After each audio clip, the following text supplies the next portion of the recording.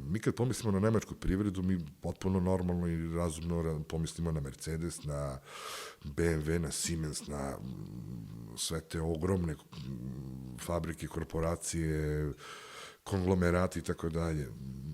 Više od 70% nemačkog izvoza je takozvani know-how. Dakle, sve te tramvaje, avion, sve to što oni proizvedu, dva puta nadilazi izvoz znanja.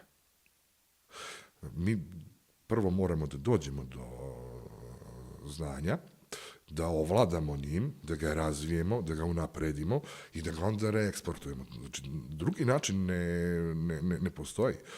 Divno je to sve, i što se otvaraju fabrike, i što se posvećuje pažnja industriji i ovome i onome. To je sve nešto što je prirodni put, to je jasno.